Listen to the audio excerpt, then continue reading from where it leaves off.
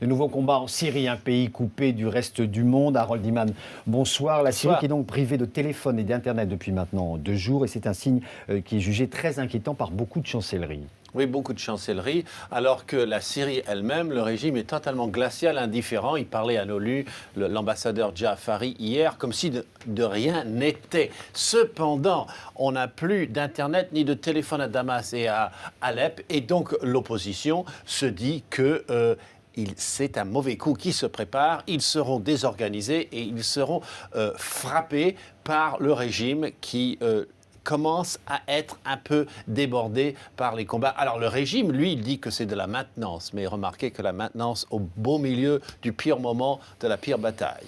Harold, il y a aussi 2 chiffres ce soir à retenir sur cette guerre civile. D'abord, ce chiffre cité par une organisation non gouvernementale, cette guerre civile aurait fait 41 000 morts en donc un peu plus de près de 20 mois de conflit.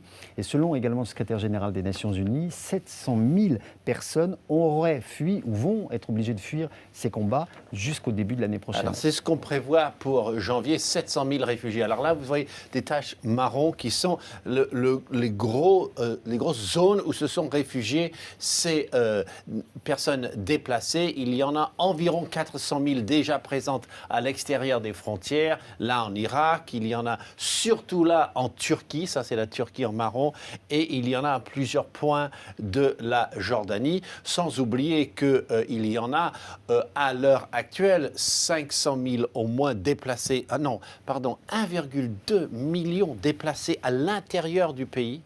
Et pourquoi se déplacent-ils? Parce que là, vous voyez la tache jaune, on se bat sans arrêt le long de cette tache jaune.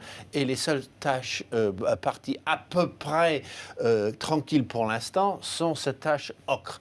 Donc vous avez véritablement une situation de guerre civile avec ces rebelles qui sont de mieux en mieux armés. Tenez, en début de semaine, ils ont pu abattre un avion. On n'est pas sûr avec quelle armes, ils ont pu le faire, mais ils sont de plus en plus armés, de plus en plus capables, et donc le régime est de plus en plus aux abois, et les gens se déplacent de plus en plus pour fuir les combats. Harold Iman, merci.